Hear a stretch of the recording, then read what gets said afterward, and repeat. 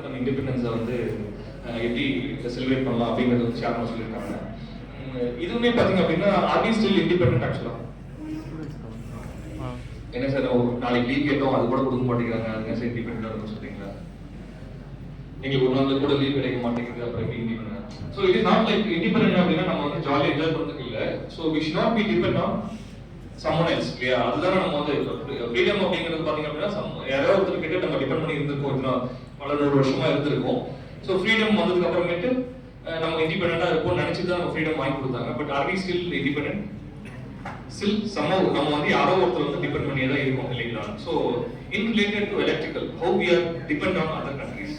நம்ம எப்படி எலக்ட்ரிக்கல்ல வந்து எப்படி இண்டிபெண்டன்ஸோட நம்ம வந்து கோஇன்சிடென்ஸ் பண்ணி கோரிலேட் பண்றது அப்படின்னு சொன்னா, how many of you know about energy resources? Just 2 hours உங்களோட டைம்ல இருந்து நான் எடுத்துக்க போறேன். இந்த 2 ஹவர்ஸ்ல I think some important points will be taught to you. Okay, இந்த 2 ஹவர்ஸ்க்குள்ளார நீங்க கத்துக்க போற விஷயம் என்னைக்கா ஒரு நாள் உங்களோட லைஃப்ல வந்து கண்டிப்பா தேவைப்படும். So be aware that what we are actually delivering. Okay, so எல்லாருக்கும் இந்த டாபிக் பத்தி பேசுறதுக்கு இன்ட்ரெஸ்டா இருக்கீங்களா இல்லையா? Yes or no? Say yes or no. Okay, இந்த டாபிக் வந்து நீங்க சீரியஸா கவனிச்சீங்க அப்படின்னு சொன்னா அந்த last end of the session will be there will be a Q&A session.